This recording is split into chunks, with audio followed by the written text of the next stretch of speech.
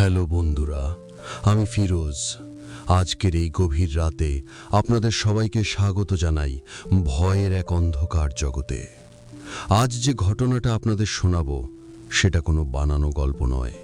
এটা আমার জীবনের এক দগদগে ঘা, যা আজও আমাকে রাতে শান্তিতে ঘুমাতে দেয় না। অনেকেই বলেন ভূত বা প্রেতাত্মা বলে কিছু নেই, মনের ভুল। আমিও ঠিক তাই ভাবতাম, কিন্তু সেই অমাবস্যার রাত আমার সব বিশ্বাস আর সাহসকে চুরমার করে দিয়েছে। ঘটনাটা বেশ কয়েক বছর আগের। তখন আমি সিলেটের সীমান্তবর্তী একটা পুরনো সরকারি হাসপাতালের পরিচ্ছন্নতা কর্মী হিসেবে কাজ করি। জায়গাটা এমনিতে খুব সুন্দর, চারপাশে উঁচু পাহাড় আর ঘন জঙ্গল। কিন্তু রাত হলেই এই সৌন্দর্যের রূপ পাল্টে যায়। চারপাশটা কেমন যেন নিস্তব্ধ আর ভারী হয়ে ওঠে। হাসপাতালের বিল্ডিংটা ছিল ব্রিটিশ আমলের, বড় বড় থাম আর লম্বা করিডর।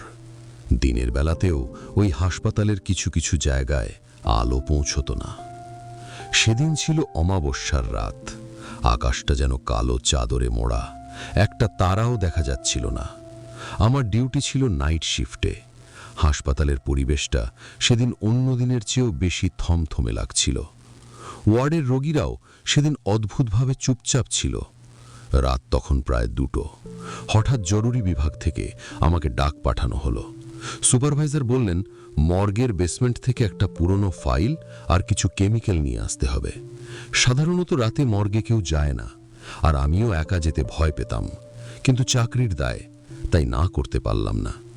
আমি টর্চটা হাতে নিয়ে সিঁড়ি বেয়ে নিচে নামতে শুরু করলাম। হাসপাতালের মর্গটা ছিল মাটির নিচে, স্যাঁতস্যাঁতে আর ঠান্ডা। সিঁড়ি দিয়ে নামার সময় থেকেই একটা পচা গন্ধ নাকে আসছিল। ফরমালিন আর পুরনো রক্তের গন্ধ মিশে একাকার। চারপাশের জঙ্গল থেকে ভেসে আসছিল প্যাঁচার ডাক। দিদি ছোটবেলায় বলতেন, রাতে প্যাঁচা ডাকা মানেই আশেপাশে কোনো অশুভ শক্তির আনাগোনা। আমি তখন এসব কুসংস্কার বলে উড়িয়ে দিতাম, কিন্তু সেই রাতে ওই ডাক শুনে আমার বুকের ভেতরটা কেঁপে উঠল। মর্গের দরজার সামনে দাঁড়িয়ে আমি পকেট থেকে চাবি বের করলাম। হাতটা কাঁপছিল। অনেক কষ্টে তালাটা খুলে ভেতরে ঢুকতেই একটা বরফ শীতল ঠান্ডা বাতাস আমাকে ধাক্কা দিল। মনে হলো যেন কোনো ফ্রিজের ভেতরে ঢুকে পড়েছি। মর্গের ভেতরে টিম টিম করে একটা টিউবলাইট চলছিল, আর মাঝে মাঝে সেটা দপ করে নিভে যাচ্ছিল। ঘরের মাঝখানে 3টে স্ট্রেচার রাখা, 2টো খালি, কিন্তু মাঝখানে স্ট্রেচারে একটা লাশ রাখা ছিল, সাদা চাদর দিয়ে আপাদমস্তক ঢাকা। আমি চেষ্টা করলাম লাশের দিকে না তাকাতে। দ্রুত পায়ে আলমারির দিকে গেলাম ফাইলটা খোঁজার জন্য। ফাইলটা খুঁজে পেয়ে যেই আমি ঘুরব, হঠাৎ আমার মনে হলো পিছনের স্ট্রেচারের চাদরটা একটু নড়ে উঠল। আমি থমকে দাঁড়ালাম। নিজের মনকে বললাম, ফিরোজ, ভয় পাস না, হয়তো বাতাসের জন্য নড়েছে। কিন্তু পরক্ষণেই পুরো ঘরটা নিস্তব্ধ হয়ে গেল। এমনকি বাইরের পোকামাকড়ের ডাকও বন্ধ হয়ে গেল। আমি পা টিপে টিপে দরজার দিকে এগোতে থাকলাম। ঠিক যখন আমি ওই মাঝখানের স্ট্রেচারটার পাশ দিয়ে যাচ্ছিলাম, আচমকা একটা বরফ শীতল হাত চাদরের ভেতর থেকে বেরিয়ে এসে আমার ডান হাতের কবজিটা চেপে ধরল। আমার গলা দিয়ে কোনো শব্দ বেরোলো না। ভয়ে আমার রক্ত জল হয়ে গেল। সেই হাতটার জোর ছিল মানুষের চেয়ে অনেক বেশি, যেন লোহার সাঁড়াশি দিয়ে কেউ আমাকে আটকে ধরেছে। আমি ছিটকে সরে যাওয়ার চেষ্টা করলাম, কিন্তু পারলাম না। ধীরে ধীরে চাদরটা সরে গেল।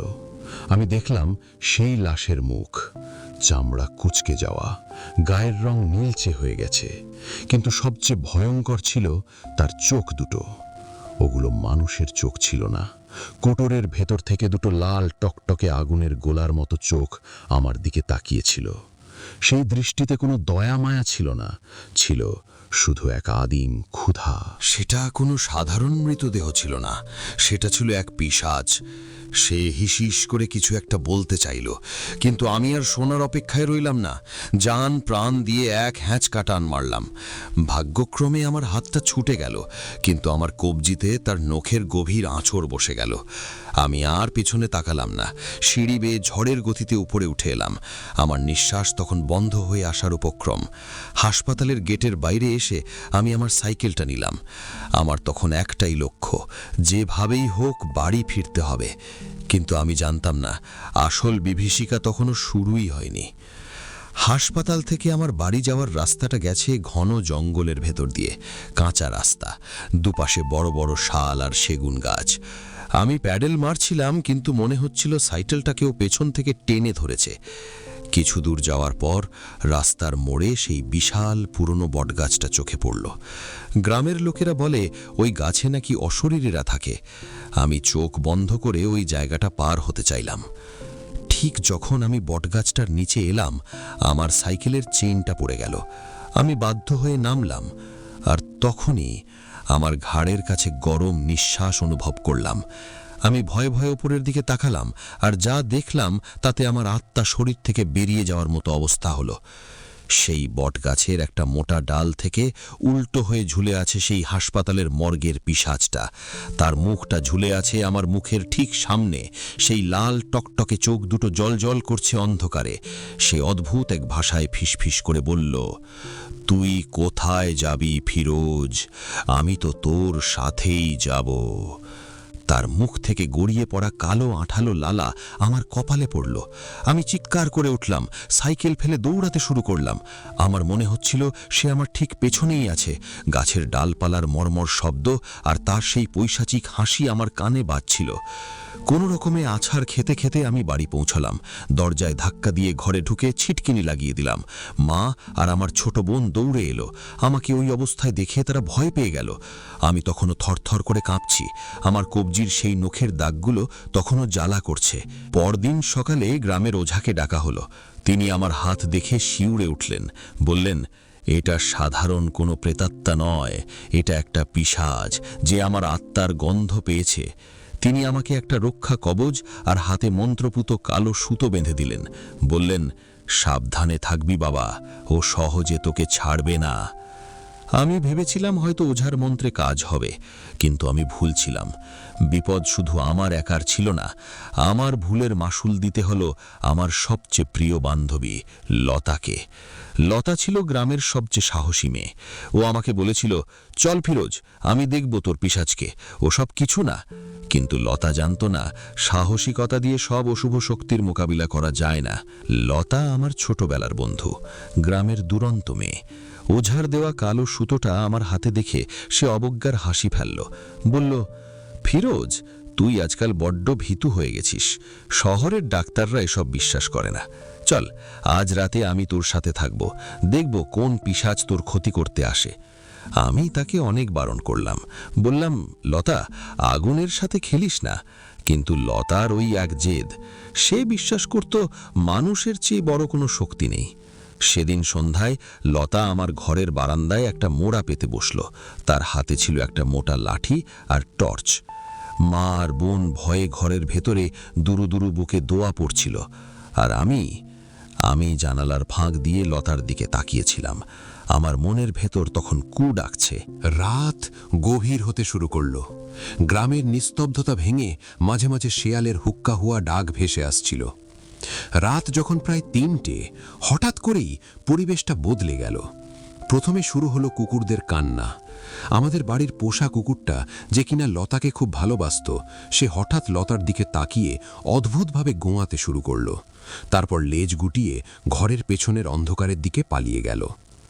বাতাসে আবার সেই পচা গন্ধটা ভেসে এলো, সেই মর্গের গন্ধ, ফরমালিন আর পচা মাংসের উৎকট দুর্গন্ধ। আমি জানালা দিয়ে ফিসফিস করে বললাম, লতা, ঘরে চলে আয়, ওটা আসছে। লতা লাঠিটা শক্ত করে ধরে উঠে দাঁড়ালো। সে অন্ধকারের দিকে টর্চ মারল। টর্চের আলোতে দেখলাম আমাদের উঠোনের মাঝখানে কেউ একজন একটা মরা কাকের মাথা কেটে রক্ত দিয়ে অদ্ভুত সব নকশা এঁকে রেখেছে। লতা সেটা দেখে চমকে উঠল। কে কে ওখানে? কোনো উত্তর এলো না, শুধু বাতাসের শোঁ শোঁ শব্দটা বেড়ে গেল। হঠাৎ আমাদের বাড়ির চালের টিনের ওপর ধপাস করে কিছু একটা পড়ার শব্দ হলো। মনে হলো বিশাল ভারী কোনো বস্তু ওপর থেকে ফেলা হয়েছে।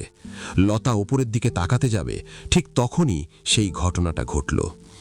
বারান্দার এক কোণ থেকে, অন্ধকারের ভেতর থেকে সেই ছায়াটা দীর্ঘ হতে হতে লতার দিকে এগিয়ে এলো। আমি স্পষ্ট দেখলাম ছায়াটার কোনো শরীর নেই, কিন্তু ওটা লতার পায়ের কাছে এসে মাটির সাথে মিশে যায় না, বরং সাপের মতো লতার শরীর বেয়ে ওপরে উঠতে শুরু করলো। আমি চিৎকার করতে চাইলাম, কিন্তু আমার গলা দিয়ে কোনো শব্দ বের হলো না। আমার সারা শরীর অবশ হয়ে গিয়েছিল। ওঝার দেওয়া কালো সুতোটা আমার হাতে তখন আগুনের মতো পুড়ছিল। আমি দেখলাম লতা ছটফট করছে, যেন অদৃশ্য কোনো শক্তি তার গলা টিপে ধরেছে। তার হাত থেকে লাঠিটা পড়ে গেল। লতা টর্চটা দিয়ে নিজের মুখের সামনে আলো ফেলল, আর সেই আলোতে আমি যা দেখলাম তা কোনো মানুষের সহ্য করার ক্ষমতা নেই। লতার সুন্দর মুখটা যন্ত্রণায় বেঁকে গেছে, তার চোখ দুটো উল্টে সাদা হয়ে গেছে, আর তার খোলা মুখ দিয়ে গলগল করে বেরিয়ে আসছে সেই কালো আঠালো তরল, ঠিক যেন আলকাতরার মতো। সেই তরল গড়িয়ে তার জামাকাপড় ভিজিয়ে দিচ্ছে। সে হাত বাড়িয়ে আমার দিকে ইশারা করছে, যেন বলছে, আমাকে বাঁচা ফিরোজ। কিন্তু আমি ছিলাম নিরুপায়। আমি শুধু দরজার ফাঁক দিয়ে দেখলাম লতার পেছনে সেই পিশাচটার অবয়ব ধীরে ধীরে স্পষ্ট হচ্ছে। তার সেই লাল টকটকে চোখ দুটো এবার লতার কাঁধের ওপর দিয়ে আমার দিকে তাকিয়ে আছে। পিশাচটা হাসছিল। সেই হাসি কোনো শব্দ তৈরি করছিল না, কিন্তু আমার মস্তিষ্কের ভেতরে হাতুড়ির মতো ঘা দিচ্ছিল। সে যেন টেলিপ্যাথির মাধ্যমে আমাকে বলছিল, তোর শরীর আমি না পেলেও তোর সবচেয়ে প্রিয় জিনিসটা আমি নিয়ে গেলাম। হঠাৎ একটা বিকট শব্দে লতার শরীরটা শূন্যে ভেসে উঠল এবং সজোরে আছড়ে পড়ল উঠোনের মাঝখানে। তারপর সব শান্ত। পরদিন সকালে গ্রামের লোকজন লতার লাশ উদ্ধার করল। ডাক্তাররা বলল হার্ট অ্যাটাক, কিন্তু আমি জানি এটা স্বাভাবিক মৃত্যু ছিল না। লতার শরীরে কোনো আঘাতের চিহ্ন ছিল না, শুধু তার গলার কাছে ছিল নীলচে রঙের আঙুলের ছাপ, আর তার চোখ দুটো মৃত্যুর পরেও খোলা ছিল, যেন আতঙ্কে জমে গেছে। লতাকে দাহ করার পর আমি ভেবেছিলাম হয়তো সব শেষ, পিশাচটা তার শিকার পেয়ে গেছে, এবার হয়তো আমাকে মুক্তি দেবে। কিন্তু আমি ভুল ছিলাম। আজ 3 বছর কেটে গেছে। আমি এখন আর সেই গ্রামে থাকি না।